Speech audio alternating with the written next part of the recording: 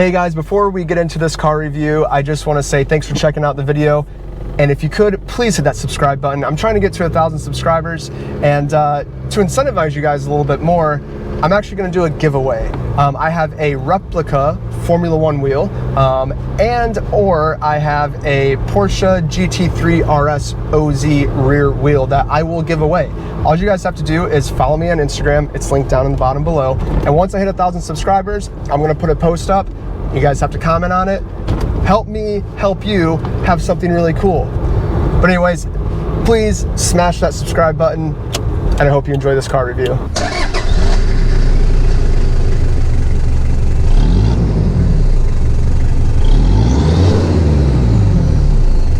I'm Cameron, this is Carsideration, and today we have a 1994 Toyota Hilux Surf. So if you're in the US, you're probably asking yourself, what is a Surf? Well, this is the second generation 4Runner, but this one is JDM AF. This is right-hand drive. I think that's what the young kids say nowadays is AF.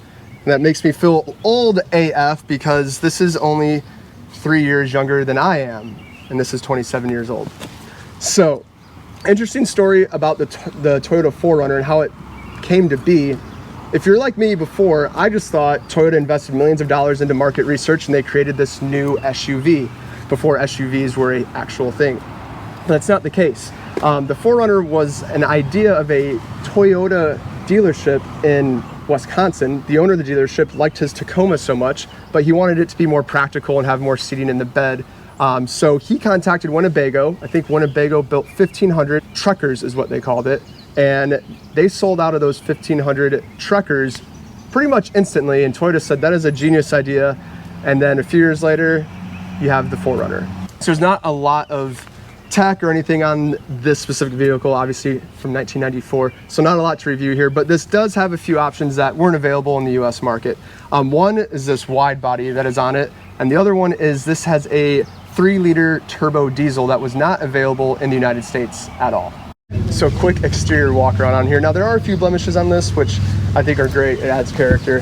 Got a little blemish there. A little dent right here and right here. But one of the things right off the bat that you'll notice is this little mirror up front here. You might be asking yourself, what is that for? Well, obviously in Japan, they drive on the left-hand side of the road. So when you go to park on the left-hand side of the road, you're sitting on the right-hand side of your vehicle, you can't really see the curb and where you're parking. So that mirror is used so you don't curb your wheels or anything like that. Moving around to the back here, this does still have a tailgate. Now, this is the only manual lock on the vehicle here. In order to lower the tailgate, you have to manually unlock it, and then it pulls down, just like that. The other thing that I love throughout this vehicle is there's all kinds of Japanese writing and stickers no matter where you look. Just kind of remind you that this is imported from Japan. Hence something a little special. And then the gas cap here. I'll show you the gas cap. Right here. Diesel only. With more Japanese stickers. I love it. And I hope this camera does it justice, but this is a wide body from the factory, and it looks so good. I love it. This is one of those vehicles that I never really knew about, and then after sitting in it and looking at it, it's something that you're like, wow, I can really justify spending 20 grand on one and getting it imported over here, or it's already over here. This was actually picked up at a importer in Tennessee in Nashville. So a few cool things on this interior here. You have your suspension settings, hard and normal, and it still does work. And then you have your high idle. So if it is cold out and you're driving this in the winter and you want to warm up quicker, you can flip your switch for high idle. Now moving inside, a few things. This head unit, the original owner in Japan installed this, and when the owner picked this up, they said it took them like 2 hours to get this aux cord to work because everything was in Japanese. Now the head unit doesn't work anymore as far as like the display, but everything is in Japanese. And then you look over here, this is essentially like an iPass or iZoom in Japan, and this is pretty cool. I'm glad that they kept this in here.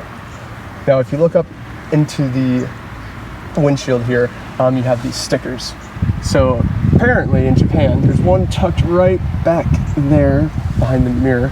Apparently in Japan, you have to have yearly inspections, like some states here in the United States. But essentially in Japan, you can't drive beaters. Like here in Michigan, you can drive beaters, no issues. But in Japan, everything's got to be to a certain spec for it to be road legal. And when I said earlier that this is JDM AF, I really mean it. Here's a display of how to grease your U-joints, all in Japanese. So right-hand drive vehicle, obviously. Everything on the steering wheel is opposite of what it is here in the States. So instead of hitting your blinkers on your left, this is your windshield wipers on your left stock. On the right, that is your actual blinkers. So I imagine that's probably pretty hard to get used to. So this little button here is essentially your sport mode button. It just allows the engine to hold a higher RPM. Of course, you have your ashtray, cigarette lighter. And I like how there's a lot of stuff that's in Japanese here, but there's still stuff that's in English as well. Kind of interesting. So, little red button here that's in Japanese. That is so you can get your transmission in neutral if you were to ever get in a car crash in this thing.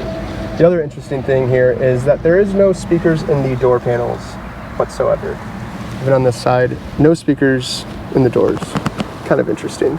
And again, come up here, JDM AF. More stuff in Japanese that I have no idea what it says. So these seats are insanely comfortable, honestly. It's kind of blowing my mind. And I love how thick this cloth is. But these bolsters on the driver's seat, they're adjustable. So maybe, you know, a little bit heavier set, you can widen them out. If you're like me and you can't gain weight, no matter how hard you try, you can get them really tight. Kind of cool. All right, give it a second. We should have this little thing talk to us in Japanese, I'm pretty sure. I don't know what it said, but it worked. Everything's power windows in here. Power locks besides the rear, and the AC works still, so pretty cool.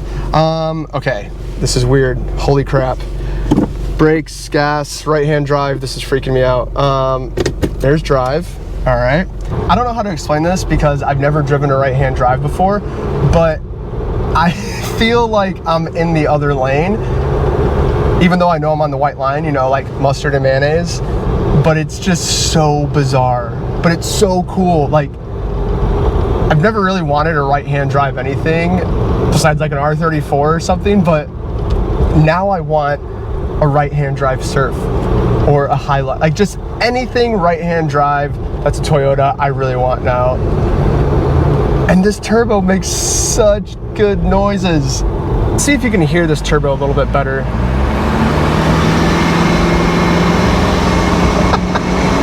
Like, it's not fast. Obviously, there's no 0 to 60, but it's just, it's so cool.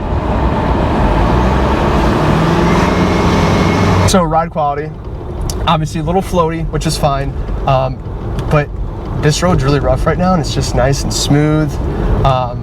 Like I said, a little floaty. There's a little bit of play in the steering wheel as expected with a vehicle from 1994. Take a right here. Okay, that's not the, okay, I just did it. I went to click up on the turn signal on my left stalk, but that's how you adjust your windshield wipers. All right. I think that was the right turn signal. I don't know. This is so weird. Oh my gosh. I want to like pull up beside somebody in that lane and just like look down at them. They'll be like, what? Why are you on the right-hand side in a 4Runner and a Surf? What's a Surf? This thing. Oh, no, I did it again. I just turned on the windshield wipers. Oh God, how do I turn these off? Okay, there we go. Okay, so at the time this came out, the original Gen 1 4Runner had a 1-star crash rating, which is terrible. In 1994, which is what this year is, they had to put some reinforcements in the doors here to meet the new standards of light trucks. Now this is, you know, a light truck. It's on a light truck frame, but in the early 90s and the 80s, SUVs weren't really a thing yet. So they really didn't know how to classify them for safety and things like that. But yeah, these had a 1-star crash rating. in the Gen 1s, which is horrendous. They were not safe. The other funny part is Whistling Diesel did like a 4-part video series on a Hilux that he bought, and he put like, I mean, he literally tried to destroy it and it just would not die. These things are like, Ford is always like built Ford tough. I don't know why Toyota doesn't say that, because these things are just mini tanks. You cannot destroy them. Yes, they're unsafe in a crash, but they'll take whatever you can throw at it, literally. I think Whistling Diesel put like 30,000 pounds. He put like, you know, like a 5th wheel hitch. I forget the name of them, the actual terminology of it that it's called. But he put like a skid steer on it and his F450. The thing just squatted down to like the bump stops on his suspension, and it just pulled it around like no big deal, like 30,000 pounds in a light truck. Took it off, nothing's bent, nothing's broke. He ran it with, I think, no coolant for like 3 or 6 miles, still ran fine. What else did he do? He ended up finally dropping it from like 5,000 feet and I did it again. Okay, blinker, here we go. He ended up dropping it from like 500 feet from a helicopter, and then I think 10,000 feet. Obviously that's gonna destroy it, but these little things are so impressive, and it's never really crossed my mind that you could import one from Japan now, because it's over 25 years old. This is like one of those car reviews where my buddy had this and I had never really thought about it. I'm like, dude, a right-hand drive Surf, which is a 4Runner, I gotta review that. Like, it's probably not gonna get a lot of views, because who on earth is YouTubing a right-hand drive Hilux? And I just turned the windshield wipers on again. Oh my gosh, I can't. That's the 4th time, I think. Oh, they're still on. Okay, there we go. I love how this, they're 4-wheel high and 4-wheel low. It's just shaking back and forth. It reminds me of like my dad's F-150 in the early 90s. I think he had a 95 or 97 F-150. I remember when we would sit at a stoplight, his would do the same thing. It would just sit there and shake. I love it. Like, everything's so mechanical in here. I kind of wish, in a weird way, that these windows were manual instead of electronic. And it is nice that they are electronic, don't get me wrong, but if this had manual windows, it would just complete everything. For a 27-year-old vehicle, the AC still works great. You know, we got some big old tires on here. These were the only 4 sizes available on TireRack.com, the owner told me, so he just went with these. I forgot to look at the tire size, to be honest. But it rides really nice. The brake, I was expecting the brake to be kind of spongy, but the brake really isn't even that spongy. And part of that is because in Japan, like I said, like some states, yeah, you have like your emissions testings and things like that, but I think Japan is like really strict as far as like not just emissions testing, but like how good a shape your vehicle is in. Like, I have a daily driver beater instead of driving my Focus RS every day. I drive a Jeep Liberty, the 2002, and it's kind of beat up, which I love it. I love that it's beat up. But in Japan, it sounds like you literally can't have beater cars, which is kind of cool. This is just one of those vehicles that you never knew you needed, and now I know I need one. And maybe not this, but now I just want something right-hand drive.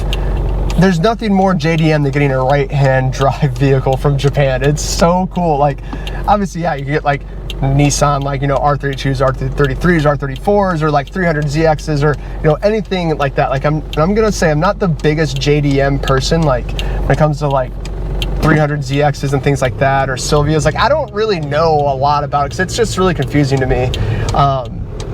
But I respect them. They're so cool. But I never realized there was like an off-road truck version JDM, or I just never thought to think that. Like, of course there's trucks in Japan, of course they're right-hand drive, of course there's 4Runners or Surfs, and now I really want this. Again, just turning in, nice and smooth. This ride quality is amazing. I can't get over it. I kind of like, so oddly enough, when I first jumped in here, I'm like, this steering wheel is massive, but it just kind of fits the character of it too. Like, it's nice and responsive. Coincidentally, I didn't think there was going to be, you know, obviously there's play. So when I say responsive, I mean, I say it with like a grain of salt. But the steering wheel just feels nice. It's not like super loose. Like, this thing is tight.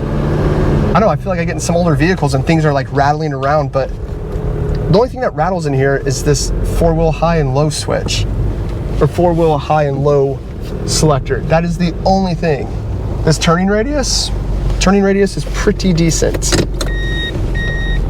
Oh, I get a backup beep? No way. All right, I need it. I need to buy this. I'm gonna buy this. I'm just gonna buy it from him. Why not? That's how you know that you're getting old, like myself. When you see 90s vehicles, early 90s vehicles, and you start thinking, man, that's really cool. That's how you know you're getting old.